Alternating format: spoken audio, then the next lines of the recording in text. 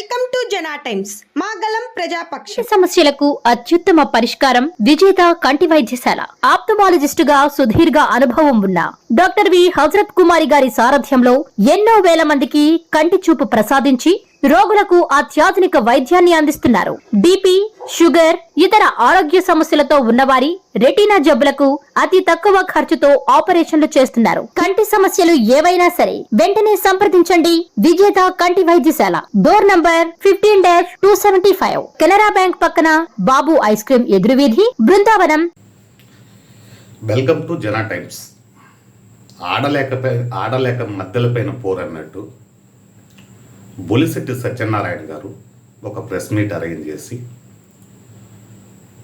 విశాఖ ఉక్కు కార్మిక సంఘాలపైన నానాక దుర్భాషలు, అంటే నానాక విధాలుగా మాట్లాడడం, వాళ్ళ అవినీతి పరులని చెప్పడం, నానాక రకాలుగా వాళ్ళు కొన్ని పార్టీలకు తొత్తులని చెప్పడం, ఇది ఎంతవరకు సమంజసం కాదని చెప్పి చాలామంది విశ్లేషకులు భావిస్తూ ఉన్నారు. దాదాపు 1300 రోజుల నుంచి నిరాహార దీక్ష చేస్తూ ఎంతోమంది బలిదానాలయ్యి అంత నిష్పక్షపాక్షికంగా ఉండే కార్మికులపైన నిందలు మోపడం, ఇది ఎంతవరకు సబబని చెప్పి చాలామంది విశ్లేషకులు వాదిస్తూ ఉన్నారు.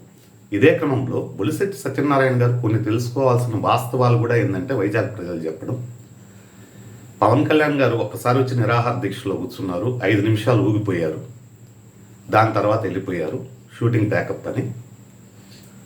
తర్వాత రిషికొండకు వచ్చినప్పుడు రిషికొండను ఆక్రమించేశారు, దానిపైన ఇంత ప్రెజర్ తేవాలని చెప్పి మైనర్ బాలులందరినీ తీసుకొని వచ్చి మనం లోపలికి దూరతాం, ఇది అది అని చెప్పి గందరగోళం చేసి అదొక 2 రోజులు షెడ్యూల్డ్ జరుపుకుంటూ పోయే క్రమంలో ఒకసారి కలిసి వెళ్ళారు. అంతే తప్పితే విశాఖ ఉక్కు కర్మాగారానికి సంబంధించిన కార్మిక నాయకులతో ఎటువంటి మమేకం పవన్ కళ్యాణ్ కాలేదు. ఇది వాస్తవం. బొలిశెట్టి సత్యనారాయణ గారు చెప్తూ ఢిల్లీకి వెళ్ళారంటే ఢిల్లీకి ఎందుకు వెళ్ళారు? చంద్రబాబు నాయుడుకు బీజేపీ పెద్దలకు పొత్తు కుదర్చడానికి వెళ్ళారు. పవన్ కళ్యాణ్ గారే డైరెక్ట్ స్టేట్మెంట్ ఇచ్చారు. ఏమని? ఢిల్లీ పెద్దలకు ఎంతోమంది కాళ్ళు పట్టుకున్నాను పొత్తు ఖరారు చేయడానికి, ఇన్ని రోజులు పట్టిందని. ఆ కాళ్ళు పట్టుకోవడం ఏదో విశాఖ ఉక్కు కర్మాగారం గురించి పట్టుకొని ఉంటే ఈరోజు ఎంతోమంది కార్మికులు మీకు బ్రహ్మరథం పట్టేవాళ్ళు. అది పట్టకపోను కార్మిక సంఘాలపైనే నేరారోపణలు చేయడం జనసేన పార్టీకి ఎంతవరకు సబబని చెప్పి కార్మిక సంఘాలు దుయ్యబడుతున్నారు.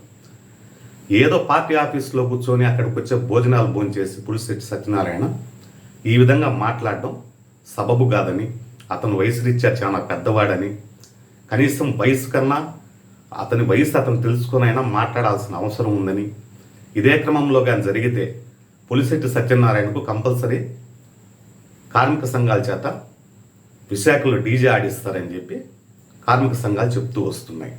కానీ బొలిశెట్టి సత్యనారాయణ మాట్లాడడం మొత్తం వర్షను పవన్ కళ్యాణ్ని నమ్ముకొని ఉంటే, అంటే పవన్ కళ్యాణ్ని నమ్ముకునేది ఏంది? పవన్ కళ్యాణ్పై జనాలు నమ్ముకోవాలా? ఇది వాస్తవం. జనాలకు తోడుగా పవన్ కళ్యాణ్ నిలబడాలా? సరే, పవన్ కళ్యాణ్ ఇప్పుడు 3 నెలలు అయింది ఉప ముఖ్యమంత్రిగా వచ్చి, బీజేపీతోనే పొత్తుంది, పట్టుకొని అది ప్రైవేటీకరణ రద్దు చేయించచ్చు కదా.